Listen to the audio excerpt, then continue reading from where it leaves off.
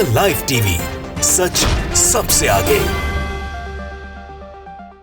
नमस्कार, the live TV देख रहे हैं आप। आपके साथ मैं हूं आदित्य कुमार। भारतीय जनता पार्टी के दो प्रवक्ताओं की बदतमीजी की वजह से पूरे देश में चर्चा चल रही है और लगातार लोगों के कमेंट्स और रिएक्शंस आ रहे हैं इस पर। फेमस बॉलीवुड एक्टर नसीरुद्दीन शाह ने भी इस पर बहुत सारी प्रतिक्रिया दी है और प्रधानमंत्री से सीधे तौर पर यह कहा है कि प्रधानमंत्री जी को इन सब मामलों पर संज्ञान लेना चाहिए। प्रधानमंत्री की चुप्पी पर भी उन्होंने कई सारे सवाल खड़े किए हैं और आगे एक खबर और आपको दिखाएंगे कैसे जो है इस पर सवाल खड़े किए हैं महाराष्ट्र के मुख्यमंत्री उद्धव ठाकरे ने, वो भी आपको हम बताएंगे। लेकिन सबसे पहले हम बात करेंगे बॉलीवुड एक्टर नसीरुद्दीन शाह ने क्या कुछ कहा है इस पूरे मसले को लेकर। पहले तो उन्होंने नाराजगी जताई, फिर भारतीय जनता पार्टी की कार्यशैली पर सवाल उठाए कि इतनी देर में कार्रवाई क्यों की गई, पहले कार्रवाई क्यों नहीं की। फिर पुराने मसले कुछ उठाए कि प्रधानमंत्री नरेंद्र मोदी जी इन मसलों पर शांत हो जाते हैं, कुछ नहीं बोलते हैं, ऐसे मामलों पर संज्ञान लेना चाहिए। फिर नसीरुद्दीन शाह ने यह कहा कि मैंने कभी आज तक ये नहीं सुना कि कभी किसी मुस्लिम भाई ने यह कहा हो, इस तरह की टिप्पणियां किसी हिंदू देवी देवताओं के लिए की हो, ऐसा कहीं नहीं देखने को मिला। लेकिन भरे मन से भारतीय जनता पार्टी के दो प्रवक्ताओं ने, एक ने टीवी चैनल्स पर,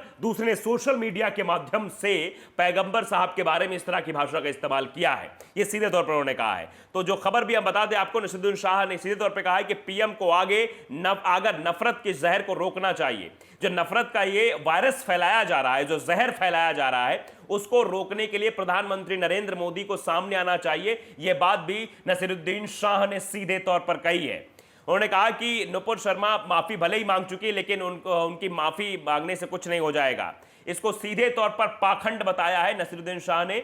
उनका कहना है कि उन्हें ऐसा कोई भी किस्सा याद नहीं है जब किसी मुस्लिम ने हिंदू देवी देवताओं पर विवादित कमेंट किया हो। ऐसा उन्हें कोई वाकया याद नहीं, लेकिन इस तरह कमेंट ये सीधे तौर पर दर्शाते हैं किस तरीके से भारतीय जनता पार्टी के प्रवक्ताओं का माइंड वॉश किया जाता है, उनके अंदर जहर भरा जाता है। इसीलिए वो टीवी चैनल्स पर जाकर, सोशल मीडिया प्लेटफॉर्म पर जाकर इस तरह का जहर उगलते रहते हैं।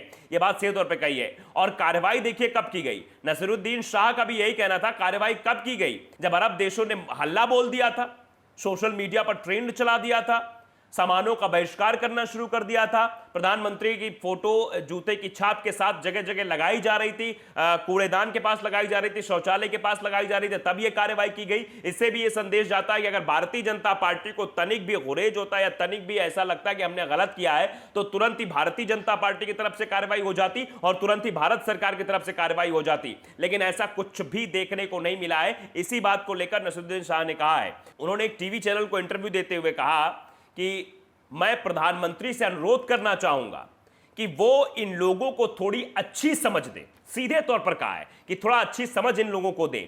ऋषिकेश में धर्म संसद में जो कहा गया, उन्होंने धर्म संसद का भी जिक्र किया पुराने मसलों का, कि ऋषिकेश यानी हरिद्वार में कैसे जो है धर्म संसद के नाम पर मुसलमानों को काटने मारने की बात यति नरसिंहानंद सरस्वती द्वारा की गई, उस बात का भी जिक्र किया उन्होंने कहा अगर वो उसमें भरोसा करते हैं तो उन्हें ऐसा कहना चाहिए, अगर वो इसमें भरोसा नहीं करते तो उन्हें यह बात कहनी चाहिए। सीधे तो इशारा यह था कि उनको सामने आकर बोलना चाहिए, विरोध करना चाहिए ऐसे लोगों को समझाना चाहिए कि इस तरह की भाषा का इस्तेमाल ना करें। अगर वो चाहते यही करना तो यही करें। आगे उन्होंने कहा कि प्रधानमंत्री ट्विटर पर जिन नफरत फैलाने वाले लोगों को फॉलो करते हैं, उन्हें उनके लिए कुछ करना चाहिए, मतलब उनको समझ देनी चाहिए। जहर को बढ़ने से रोकने के लिए उन्हें कड़ा कदम उठाने की जरूरत है।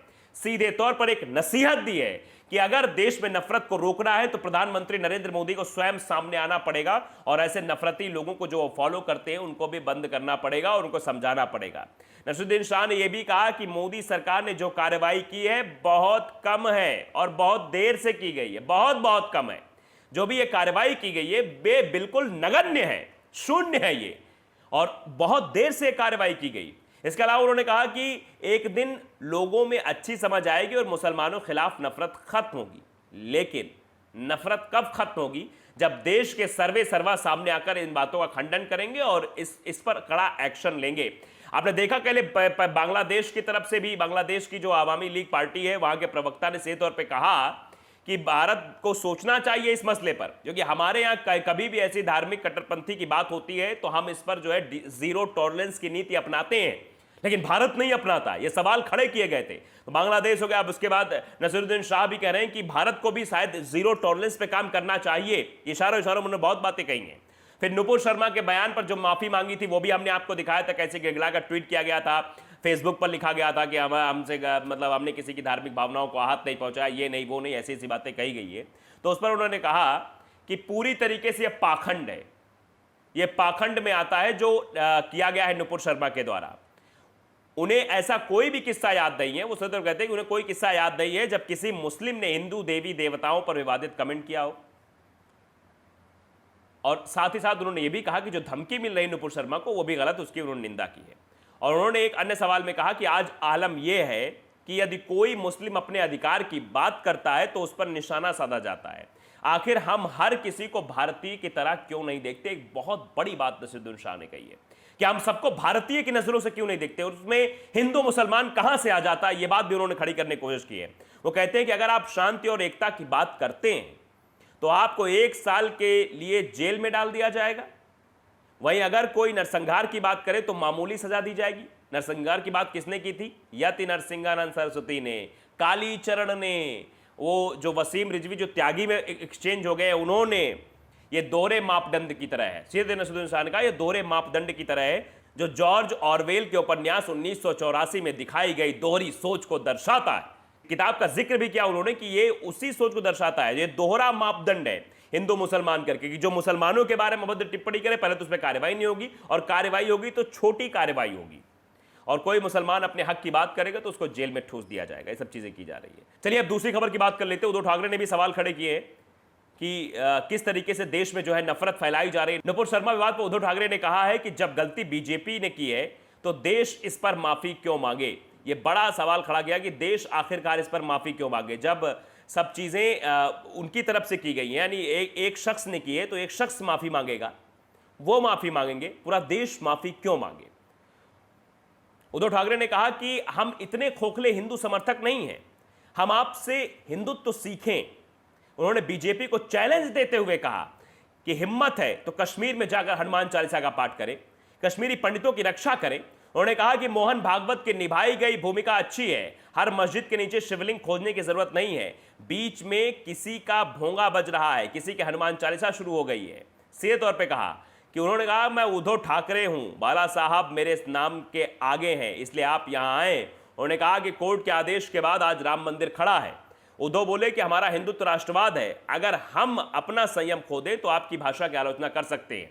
उन्होंने आरोप लगाते हुए कहा कि भारतीय जनता पार्टी कई नेता बेलगाम हो गए सीधे तौर पर, और बेलगाम नेताओं की फेहरिस्त आप देख ही रहे कैसे नेता बयानबाजी करते, किस तरह की बात करते। उन्होंने कहा है कि पूरा देश माफी नहीं मांगेगा, नुपुर शर्मा और भारतीय जनता पार्टी को माफी मांगनी चाहिए कि वो ऐसे कार्यकर्ताओं को जगह देती है अपने यहां जो किसी और धर्म के खिलाफ, उनके अनुयायियों के खिलाफ, उनके जो धर्म को लोग मानते हैं उस धर्म के खिलाफ इस तरह की भाषा की टिप्पणी करते हैं। तो आप देख रहे हैं पूरे देश में किस तरीके का माहौल क्रिएट हो रहा है।